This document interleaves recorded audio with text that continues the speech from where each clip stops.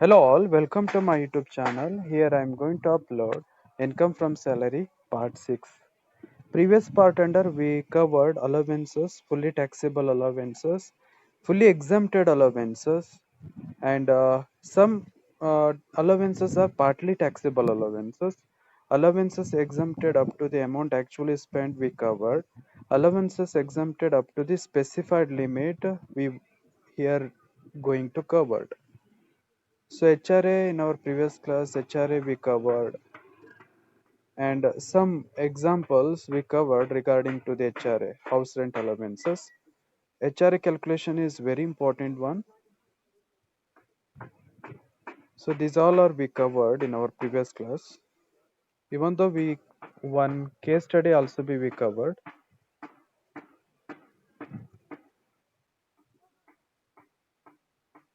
Now allowances exempted up to the specified limit. Certain expenses limit ಇರುತ್ತೆ, ಅದಕ್ಕಿಂತ ಹೆಚ್ಚಿಗೆ limit cross ಆಯ್ತು ಅಂದ್ರೆ ಟ್ಯಾಕ್ಸೇಬಲ್ ಆಗುತ್ತೆ. Like children education allowances, employer ಇಂದ ಎಂಪ್ಲಾಯಿಗೆ ಏನಾದ್ರು ಚಿಲ್ಡ್ರನ್ ಎಜುಕೇಶನ್ ಅಲವೆನ್ಸಸ್ ರಿಸೀವ್ಡ್ ಆಗಿದ್ರೆ then it is limit cross ಆದ್ರೆ ಮಾತ್ರ it is taxable. Like ₹100 per month per child up to maximum of 2 children. ₹100 per month per child up to maximum of 2 children. So ಈ amount ಅನ್ನ cross ಆದ್ರೆ that allowances, children education allowances here taxable one. ಲಿಮಿಟ್ಗಿಂತ less collect ಆದ್ರೆ it is not taxable, exempted. Then hostel allowances, hostel expenditures allowances of children, ಅದಕ್ಕೂ ಕೂಡ limit ಇದೆ. ₹300 per month per child up to maximum of 2 children.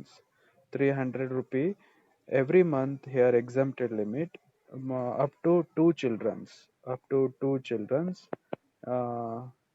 up to 2 children's into 12 months. So ಇದನ್ cross ಆದ್ರೆ taxable ಆಗುತ್ತೆ. Transport allowances, exemptions withdrawal from the previous year. If it is not, then the limit is caught, then taxable it is. Then transport allowances granted to physically disabled person. Then ₹3,200 per month here tax, the limit. If it is crossed, then that crossed amount here taxable one. Then after the allowances, provident fund, in short it is called as a PF. PF calculation is also be very important one. What is meaning of provident fund? It is one of the saving schemes where employee contribute some amount of money from his monthly salary, similar to the employer contribute equal amount to the account of employee.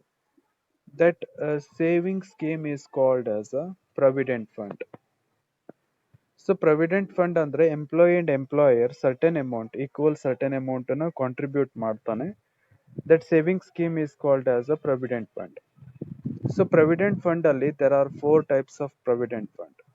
But ನಿಮ್ಮ income from ಸ್ಯಾಲರಿಯಲ್ಲಿ ಬರೋದು only these 3 types. PPF ಅಲ್ಲಿ salary under ಅಲ್ಲಿ ಬರಲ್ಲ, because PPF ಅಲ್ಲಿ public relationship ಇರುತ್ತೆ, employer and employer relationship ಇರಲ್ಲ. But PF under there are 4 types of PF. What are all? Statutory provident fund, recognized provident fund, unrecognized provident fund, and public provident fund. Out of 4 types of provident fund, first one is a statutory provident fund. Statutory provident fund, or it is also be called as a SPF. It is applicable to government employee as per Provident Fund Act 1925.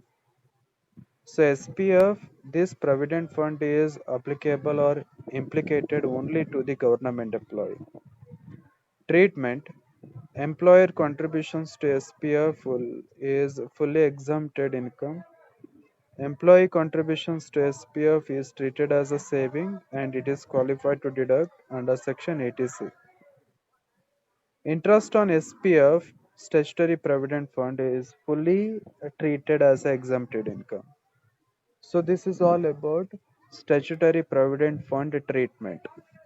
So Statutory Provident Fund scheme under ಅಲ್ಲಿ employee contribute ಮಾಡಲಿ ಅಥವಾ employer contribute ಮಾಡಲಿ, that contributed amount is fully exempted one. It is not taxable. But one thing, statutory provident fund is only applicable to the government employees. Got it? Second type of provident fund is recognized provident fund.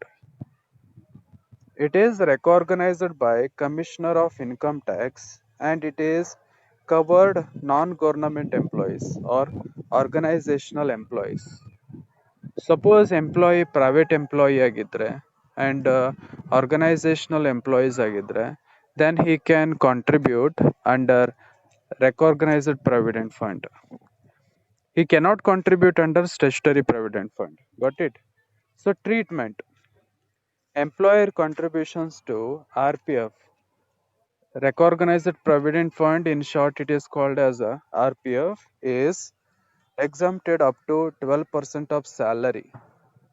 Suppose employer RPF under 12% of salary ಗಿಂತ ಹೆಚ್ಚಾಗಿ contribute ಮಾಡಿದ್ರೆ, suppose 13% of salary ಮಾಡಿದ್ರೆ 1% here taxable, up to 12% here exempted one. If contribution excess of 12% of salary, then excess contribution here a taxable one. Got it? So ಇಲ್ಲಿ salary ಅಂದ್ರೆ salary for the purpose of provident fund formula ಬೇರೆ ಇದೆ. Salary equal basic salary plus DA for retirement benefits plus commission. So this is a formula for calculating salary for the purpose of provident fund. This formula is similar to the HRA also be, house rent allowances. Got it? Then second treatment. Employee contribution is treated as savings and it is eligible to deduct under section 80C. Then interest on RPF. RPF ಅಲ್ಲೂ ಕೂಡ interest credit ಆಗುತ್ತೆ. ಇದಕ್ಕೂ ಕೂಡ limit ಇದೆ. Suppose interest on RPF excess of 9.5% is taxable. Suppose interest 9.5% ಗಿಂತ ಜಾಸ್ತಿ credit ಆದರೆ excess of credit amount here taxable one. That means what, RPF ಗೆ ಲಿಮಿಟ್ ಇದೆ. ಎಂಪ್ಲಾಯರ್ ಕಾಂಟ್ರಿಬ್ಯೂಷನ್ ಮಾಡಿದಕ್ಕೆ 12% ಆಫ್ ಸ್ಯಾಲರಿಗಿಂತ ಎಕ್ಸಸ್ ಅವ್ನು ಕಾಂಟ್ರಿಬ್ಯೂಟ್ ಮಾಡಬಾರ್ದು.